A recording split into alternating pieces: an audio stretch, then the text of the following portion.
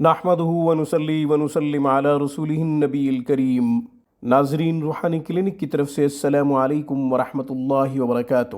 ناظرین، آج کی گفتگو میں قرض کے بوجھ، محتاجی اور ذلت سے بچنے کی مسنون دعا آپ کی خدمت میں پیش کرتے ہیں، آپ کو بتاتے ہیں۔ 3 چیزوں سے پناہ مانگنے کی دعا: قرض، محتاجی اور ذلت۔ یاد رکھیں، صحابہ کرام رضوان اللہ تعالی علیہم اجمعین جب بھی کسی دکھ میں مبتلا ہوتے تھے، رسول اللہ صلی اللہ علیہ وسلم کے پاس جاتے تھے۔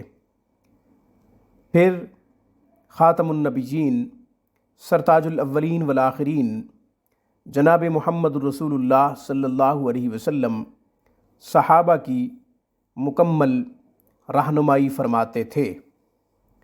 وہ امت کے لیے مشعل راہ ہے۔ ہم جب بھی کسی دکھ میں مبتلا ہوں، کسی بھی مصیبت میں گرفتار ہوں، کسی بھی پریشانی کا شکار ہوں، ہم جب قرآن و حدیث کا مطالعہ کرتے ہیں، جستجو کرتے ہیں، کسی بھی مسئلے کا حل ڈھونڈتے ہیں، تو ہمیں رسول اللہ صلی اللہ علیہ وسلم اس دکھ، اس غم، اس مصیبت کا حل بتاتے ہوئے نظر آتے ہیں، اور وہ ہمارے ساتھ ہوتے ہیں، ہمارا آسرا بن جاتے ہیں، ہمارا سہارا بن جاتے ہیں۔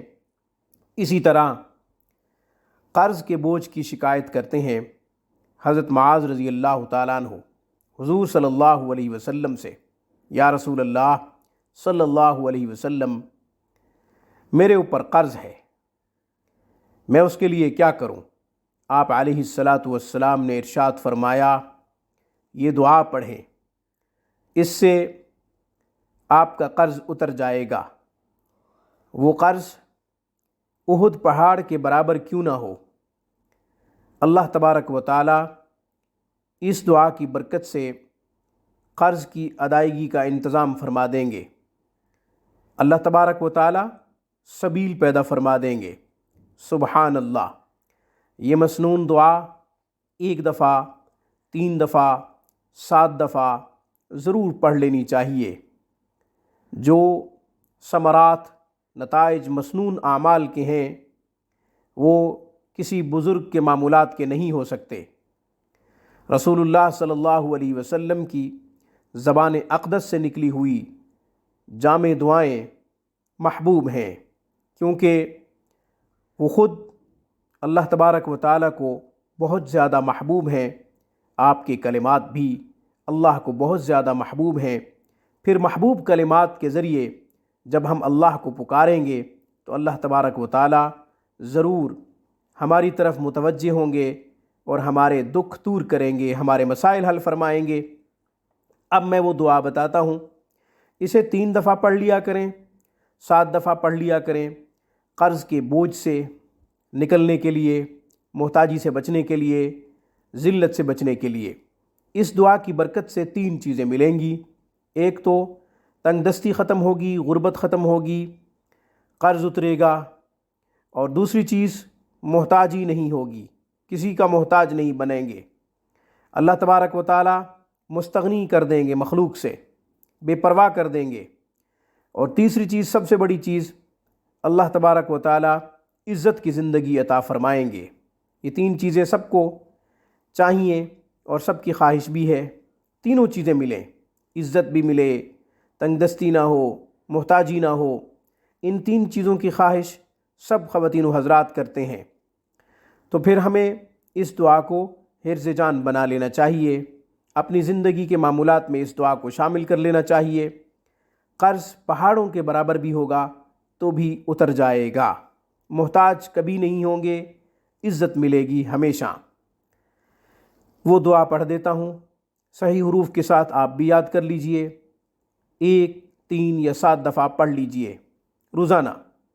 قل اللہم مالک الملک تؤتی الملک من تشاء وتنزع الملک ممن تشاء वतुइज़्ज़ु मन तशाअ वतुज़िल्लु मन तशाअ बियदिकल खैर इन्नका अला कुल्लि शैइन क़दीर रहमानद दुनिया वल आखिरति व रहीमहुमा तुअती मन तशाअ मिनहुमा व तमनअ मन तशाअ मिनहुमा इरहमनी रहमतन तुगनिनी बिहा आन रहमति मन सिवाक अल्लाहुम्मा अगनिनी मिनल फ़क़्रि वक़्ज़ि अन्निद्दैन। ये दुआ मैंने पढ़ दी है। इंशाअल्लाह सही हुरूफ के साथ उम्मीद है आप याद कर लेंगे और अपने मामूलात में इसको शामिल करेंगे। मेरी रब से दुआ है कि अल्लाह जल्ल शानुहु हमें मसनून आमाल से मसाइल हल करने की तौफ़ीक़ अता फ़रमाए और हमें मसनून आमाल की तरफ़ तवज्जो करने की तौफ़ीक़ अता फ़रमाए। व आखिरु दावाना अनिल हम्दुलिल्लाहि रब्बिल आलमीन।